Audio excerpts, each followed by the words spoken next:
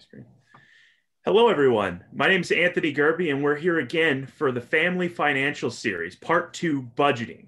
And we're going to go through a bunch of different budgeting tips, some sort of common sense, and maybe not so common sense, and kind of put all that together in a way that I think will help you to make some good decisions going forward. So this may be a little bit of review, but it never hurts to review good info like this. I may go a little bit quickly here. If you're finding that, oh, I was still looking at that, and you went on to the next slide here, feel free to pause the video. Feel free to rewatch any sections of this that you need to. This is totally at your speed. So with that, let's get started. This is part 2. If you missed our part 1, you can find that on our YouTube channel. And that was all about how to have financial conversations, how to think about finances of all different age groups. So from very young to post-retirement, what happens to the conversation as your life changes? Well, this is a specific part of that conversation, right? Budgeting. How do we get control of our finances? How do we maintain control? And then within that control, how do we make good decisions? So here's what we're going to cover today.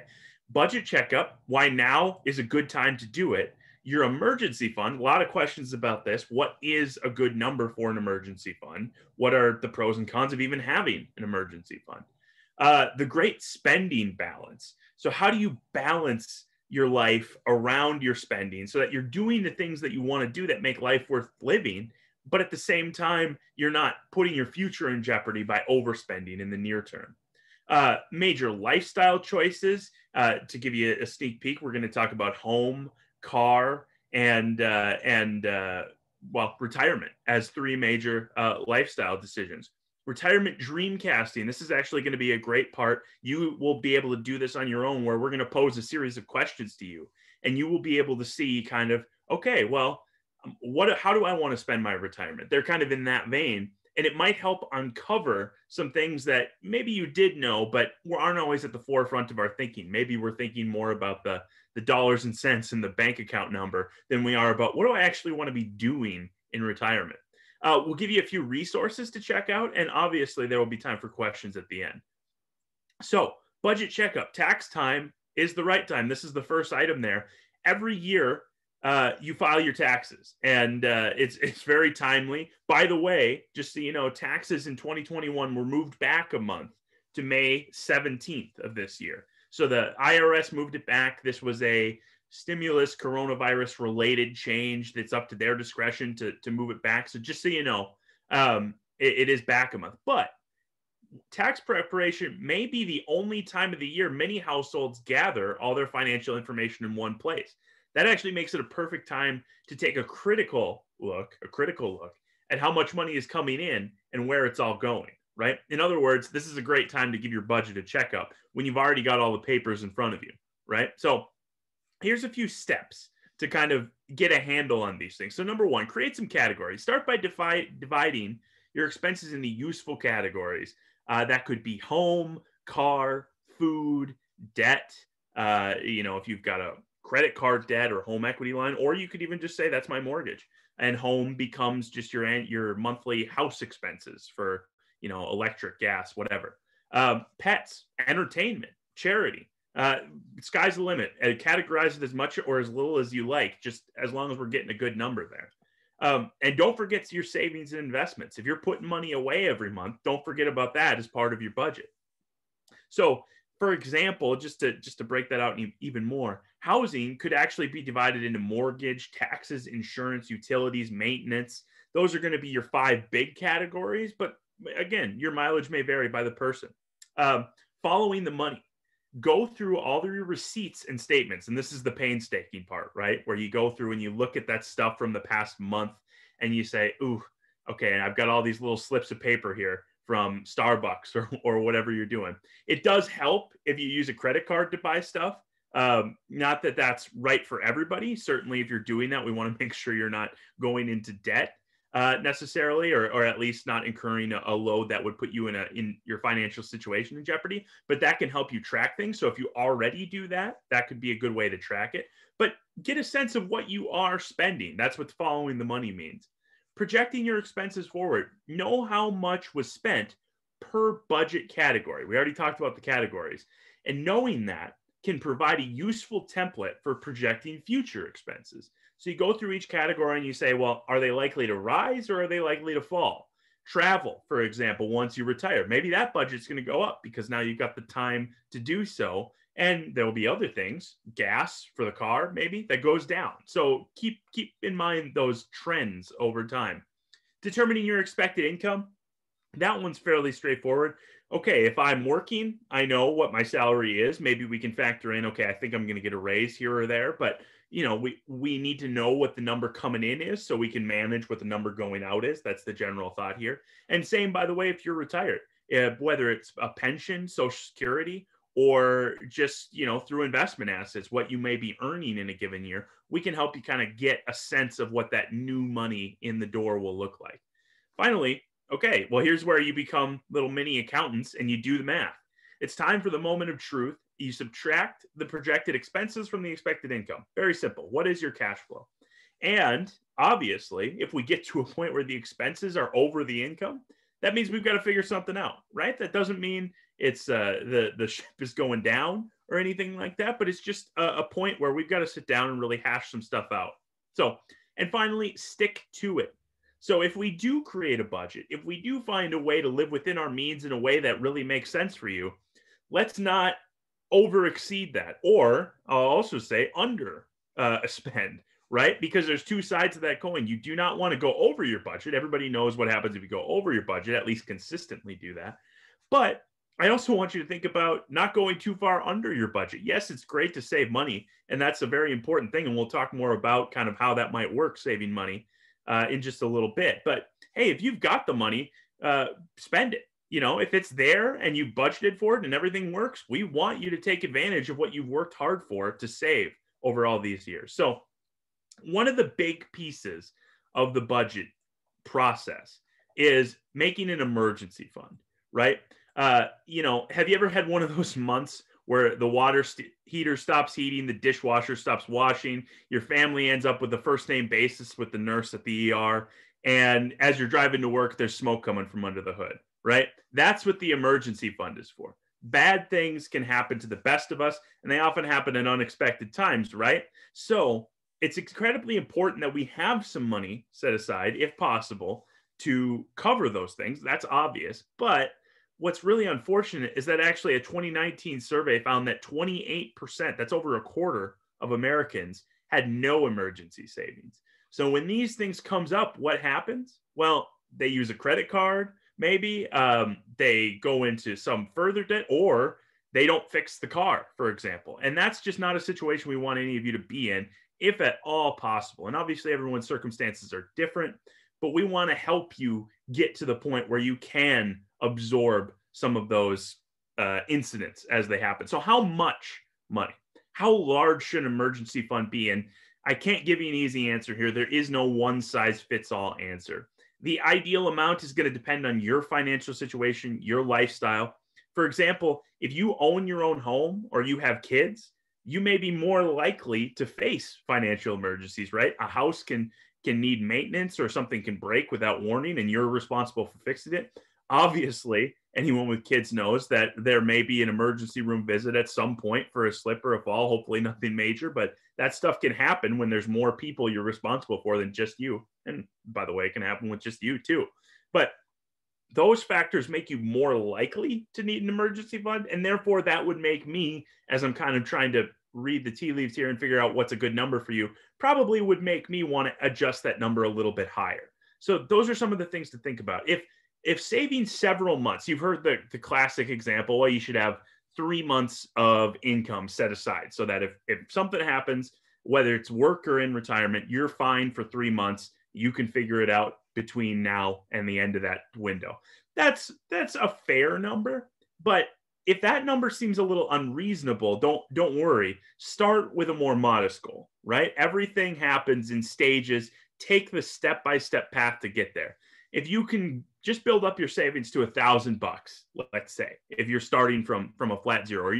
By the way, this would also apply to people you know. So if this isn't you, think about people you know who may be in this situation. And this is great advice to give them. Start small. Start with, hey, can I build that savings account balance up to $1,000? Can I build it to 10,000 maybe? and obviously over a longer time scale. But build those little goals on top of each other, and you'll be surprised at how quickly they become exactly what we talked about, having a few months of money set aside. So that's kind of what I like to recommend. Let's eat the elephant one bite at a time, is kind of the best way to put it. Okay, well, I'm saving this money, but what do I do with it? And a lot of you may be thinking, well, if I put it in a savings account, yes, I know it's safe, but I hate getting that statement at the end of the year where it said I made 40 cents on my big savings account deposit. That just doesn't feel good. What can I do with my money? Well, there's a couple classical routes, and there are more advanced routes, like you could invest the money, right? Now, and there are pros and cons to each. So first off, traditional savings account is probably the bare bones of any sort of money portfolio. I'm not even going to say investment portfolio, but money portfolio. Reason for that is it's insured by the FDIC, which stands for the Federal Deposit Insurance Corporation. That just means you are insured in your savings account for up to $250,000 per account, per institution, per depositor. So you've got, and that's government insurance. They're guaranteeing that. This was, back in the days of the Depression when the banks ran out of money, this didn't exist. So this was one of the things that was put in place to help build confidence back up in the banks. The downside, of course, with a savings account, first off, the upside, it's safe and it's liquid. You pull it out when you need it. It's totally on demand. The downside is you're not making any money on it, right? So it's kind of just a store. It's just a better place to put it than under your mattress. That's kind of what a savings account is. A certificate of deposit, otherwise known as a CD, that is where the bank, and usually they're through banks, will give you a little bit higher interest rate, although as of today, they're still extremely low. But in exchange for that a little bit higher interest rate, you actually agree to lock your money up for a term. That can be months or it can be years. And what I mean by lock is if you want to pull all your money out before the expiration date, you've got to pay a fee.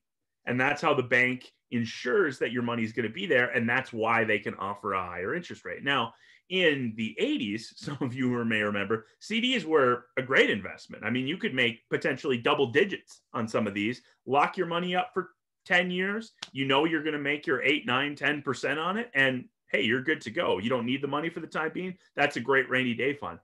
Now the situation is different. You're not making a rate that's really competitive out there. Or I should say they are competitive with other rates. It's just that rates are so low that it's not really attractive anymore. So they're not a bad option. We've just got to know going in, okay, I'm locking my money up for a little bit and I'm really not making very much. So maybe there's a better option there. Money market funds. Money market funds are similar to savings accounts, but they're not insured like that. You can actually lose money in a money market account. Basically, the idea is they're extremely conservative. They're designed to not lose you anything and make you a little bit. And usually they earn a little bit more than savings accounts. But again, where are we in 2021? We're in a low rate environment. They're not making very much of anything at all either. So perhaps as what I'm getting at here, you want to start with that savings account just to have the access to it and to keep it safe. And then once you get a good cushion in there, you may want to look at investing the remainder. And whether that's a good decision or not totally depends on your situation. So I can't give that as blanket advice, but it is something to think about. The great spending balance. That was one of our headers back in one of those first slides. Your financial life is a balancing act. That's what I mean by the great spending balance. It's strung between living in the present and preparing for the future. Saving for retirement may be a focus, but it could feel like you're missing out living in the present, right? So if you're pinching pennies and eating dog food in the near term to save for retirement, that's not a good situation for you to be in, even if it's going to make your retirement great. We want to try to balance those things to give you the best of both worlds. There are 3 key areas, however, where saving big and investing may make a substantial difference in both the present and future alike. And that is your home, your vehicle, and travel plans, which is one of the most common after retirement activities, pre-retirement activities, anytime activities. But especially once you retire, that's where we really see the travel become a bigger piece of the picture. People want to do that. And if you're not a traveler or if you've already done your traveling, substitute your retirement project in when we get to the travel part, because it's kind of the same concept. It's what do you want to be doing once you've retired with your life? We're going to explore that in the following pages. So first off, lifestyle choice one, your home. So where do you want to live? How much do you need? Those are the two big questions. How much house do you need? Forget about the money for a second. Let's pick our ideal situation, and then let's try to figure out how the money's going to work, right? So house location is very important to most people. Do you want to live close to work and or your family? If you have kids, is it a good school district that's important? Is it, if you have older kids, do you want to move to be closer to them? How big of a house do you need? Maybe you're now retired and all the kids have left and you say, okay, I've got this house that I've got to keep up and I don't use half of it because it was for the kids when they were here. Well, that's something to really take into consideration as we plan for the future. And again, those are obvious things, but it bears repeating because they're important things. Excuse me. Let me go back here. So as you age, a larger home may yield greater responsibilities in terms of time, money, maintenance. Those are the obvious things. You may love your house, but maybe a condo is going to be a better fit for what your lifestyle is. If you're spending your winters in Florida, do you need that house in Minnesota for the full year? The questions like that. Now, for many families, mortgages, so here's the second part of the slide, constitute a large portion of their overall debt, right? 71% of all household debt, according to one report, is in a mortgage. So it's important to evaluate your mortgage choices before selecting one that's appropriate for your financial situation. Basically, and we'll get into a little more detail here in just a second, the payments on a 30-year mortgage are generally lower than a 15-year mortgage. But the interest rates on a 30-year mortgage tend to be a little bit higher than a 15-year mortgage. Well, why? What's that split? Well, of course, over a 30-year, it's a longer period of time that is to be paid back. So from the bank's perspective, they're saying, okay, well, we're giving you this money for a longer term payback. That's a longer period of time where something for you could go wrong and all the nuances with banks. We won't get into that right here. But that's why a slightly higher interest payment. However, the payments, the actual money going out is going to be higher in a 15-year most of the time because you're just splitting the same debt up into fewer payments, right? Fewer years. So whether a 30-year or a 15-year makes sense for you really depends on that cash flow. And it's something you should take seriously. When you're getting a quote, if you're looking at buying a new place, I would encourage you to look at both options.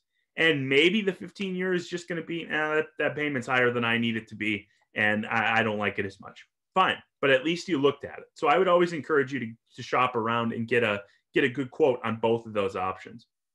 All right, so here's a classic example. We'll call it our case study. Choosing whether to downsize. Let's follow this hypothetical couple, Ron and Tammy, as they review their home, car, and leisure choices. So those three categories I talked about. So they're both turning 55, Ron and Tammy, and they own a house worth $500,000. Since their children no longer live at home, they've decided to downsize, and they have $300,000 of home equity. Okay, home equity. What is that? That's just the amount. Or let me do backwards. Take the price of your house, take the value of your home, or whatever your mortgage was originally for, that number that you're still paying on. Subtract the amount that is left on the mortgage. So you've already paid in for a number of years. For example, Ron and Tammy have paid in exactly $300,000 of their $500,000 house. That means they own $300,000 of their home. The bank still, quote unquote, owns the remaining $200,000 that they are still paying on. That's the way to think about it. Again, I'm sure that a lot of you are sitting there saying, yep, I get that. I had my mortgage for years. Great. I'm just being thorough here. So that's what we mean by home equity. So they want to downsize. Their choices, they buy a $250,000 house. Remember, they had $300,000 of equity. So when they sell their $500,000 house, they're gaining $300,000 because that was how much they were in for. The remaining $200,000 goes to the bank to pay off the original loan. So they have $300,000 after they sell. They buy a $250,000 house with cash, which, by the way, if you're looking for houses right now, is kind of what you almost have to do. The housing market is so hot the way things are right now. But they buy their $250,000 with the cash from that first house, from the $300,000, and they now have $50,000 from their original house left over. Well, what they end up deciding to do is investing it at a 6% rate of return. We're just using flat numbers here. And they also take, okay, well, we don't have a mortgage anymore because we used to have a mortgage and now we paid cash for our new house, so no mortgage. We're going to take that amount that we were paying in our mortgage and put that into this investment account. Well, with a hypothetical 6% average annual rate of return, their investment balance could grow to more than 900,000 over 20 years. Now, this is a very straight line example, right? You may do something similar. You may know someone who's done something similar. That doesn't mean you have to then put your mortgage into an investment account, right? It doesn't mean you have to. But what I want to highlight here is it may be a good idea to do so. And 20 years later, when they're 75, that downsize of a house has turned into quite a bit of money that they've now used or are able to use in their retirement. So it's something to think about. Lifestyle choice number 2, your car. Some professionals suggest a guideline of paying no more than 15% of your net income. Again, if you're looking for a one-size-fits-all number, of which it doesn't exist, if you're looking for a number just to kind of peg yourself to, that 15 is not a terrible number. That's what I'll say. Of your net income on car expenses. We can help you analyze your current debt budget and determine what type of payments would best fit your lifestyle. That's where we actually need to look at your situation to determine what's best. But we can use 15% as kind of our starting number, is what I'll say. So let's revisit Ron and Tammy again as they're deciding which car to buy. And they're fancy, so they're buying either a 7 Series or a 5 Series, and they're trying to decide. They want a luxury car, but they aren't sure whether to purchase a 7 Series for $74,000 or a 5 Series for $56,000. So they decide to buy the 5 Series because Ron and Tammy are ever the prudent spenders. And it costs $18,000 less than the other model.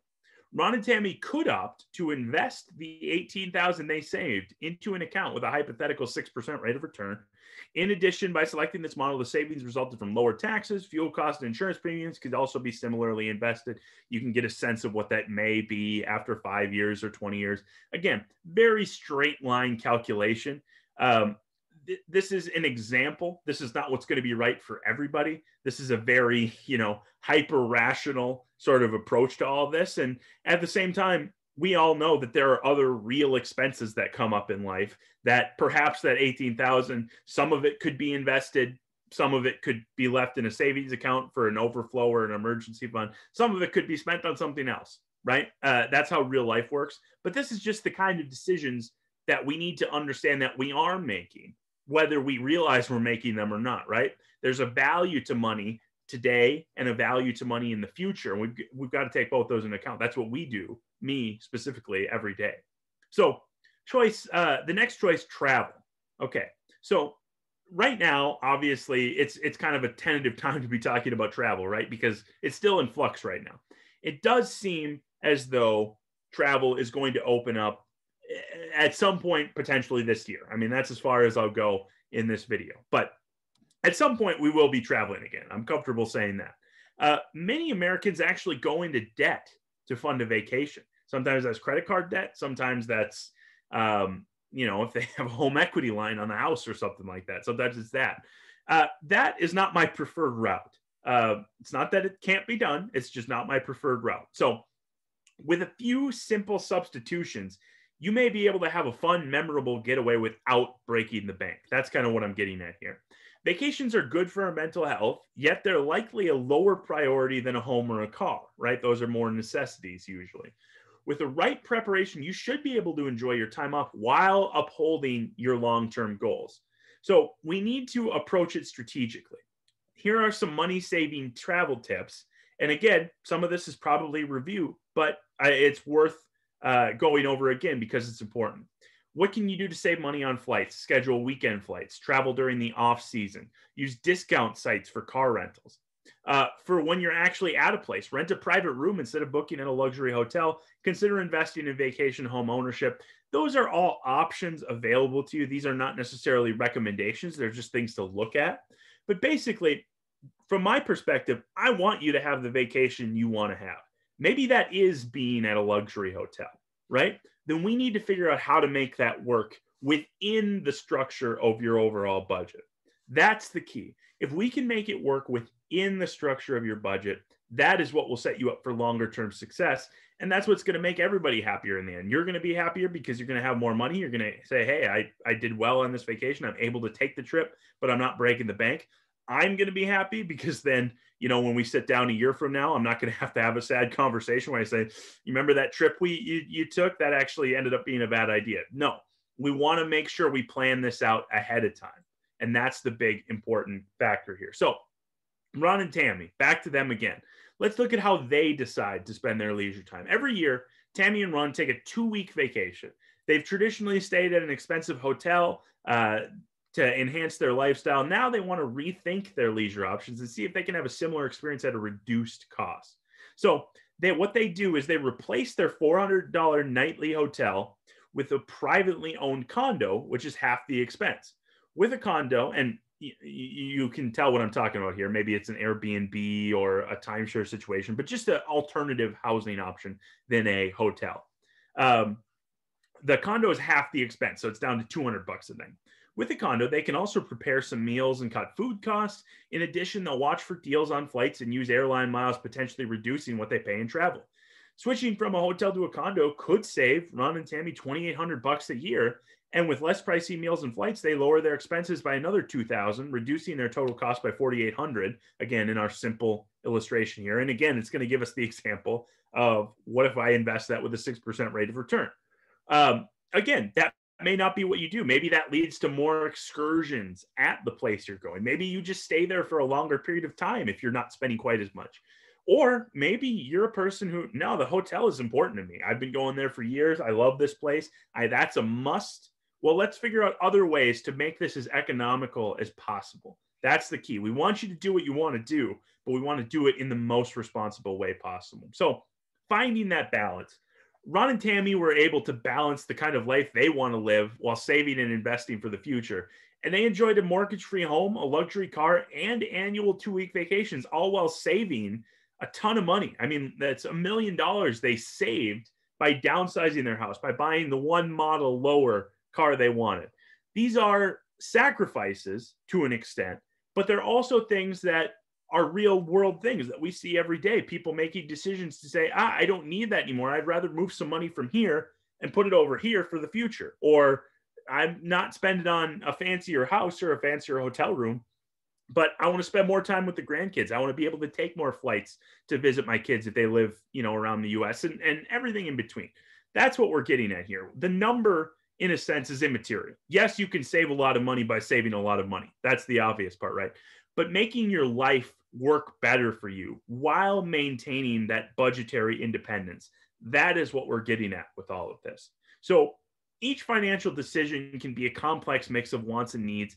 As you work with us to build your investments, understand that the things you care about can fit in our plan. That's what we care about too. You tell us what you care about, we help you get to the finish line. That's what I wanted to end with there. So retirement dreamcasting. This is a great exercise. You can pause your screen in just a second. It'll be on the next page where they'll ask you some questions, but everyone watching this is different, right? Your goals are different from the next person's. And retirement looks different for everyone. Americans are living longer than ever, and they're enjoying active, exciting retirement. So this is a little worksheet designed to identify what's important to you. Feel free to pause your screen. I would encourage you to please take out a piece of paper and a pen and write down the answers to these questions. If you need to stick them on the fridge or frame them or just put them on your bedside table so you see them, I think they're important questions to ask yourself and say, this is what I want when it really comes down to it. Yes, we want to be financially solid while we're doing these things, but let's start here. Who would I like to spend my time with? What are some simple activities I enjoy doing every day? What have I always wanted to do but never had the time to? What gives me a sense of accomplishment? What's on my bucket list?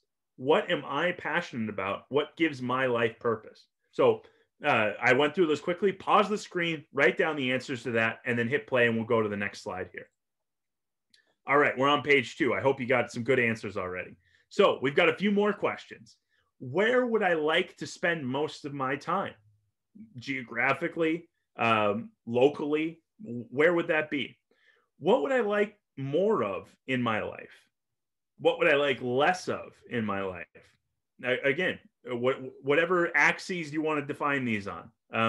I would like more ice cream in my life, or I would like more travel in my life, or I would like less driving in my life or anywhere in between.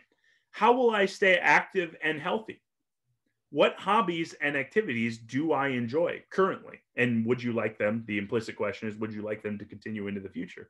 And finally, what skills have I gained that might be valuable in a second career or volunteer work? And I'm going to amend that last question and say, do I want a second career or volunteer work? It's perfectly fine to not want those things. But if you do, and you're saying, well, I'd like to fill my time with this or that, and it'd be nice to volunteer, or maybe I could pick up a little side job that I've had fun doing. What would that look like? So let's start thinking about it. So pause again here and answer these questions, and then we'll go to the next page and wrap up. All right. So hopefully you've got good answers to all that stuff. If you want to talk that over with us, please do. We're happy to sort of be a sounding board for ideas to bounce off. Or if you're saying, well, this is what I was going to write down, but actually, I don't know if that's anywhere close to reasonable. Maybe we know somebody who's done the same thing, and we can kind of give you some advice. Or at the very least, we can tell you, well, I think financially that might work. So we're a sounding board. Now, budgeting, the whole point of this conversation, right? We have built a budget sheet that can help you determine what you're actually spending in a month. One of the big things, as I alluded to at the beginning, is categorizing everything. Well, this just helps you do that.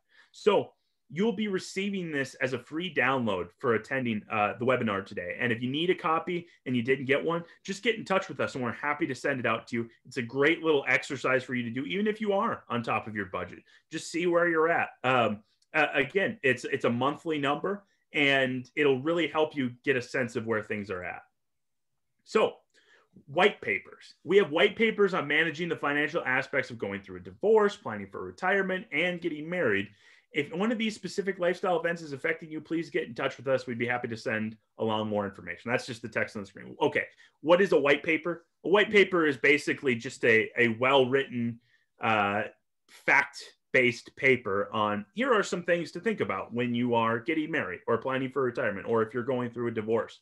And here are some smart things to do. That's what a white paper is. It's just a sheet or sheets of paper with some text written on them with some fact-based opinions and research built in. So we have those resources available. If you've got a specific situation where you're like, well, I didn't really think this was totally applicable to you guys as financial advisors, but this is kind of what I'm going through. Is there anything you can give me? We may have a resource for you. So at least reach out, because we're happy to always try to point you in the right direction, even if it's not something that we can help with. And finally, our contact info. So please give us a call, send us an email, log on to our website, watch our YouTube videos. All that stuff we're putting out daily. So we really encourage you to use us as a resource. That's what we're here for. I do have a few sources, but with that, I'll sign off and say see you next time.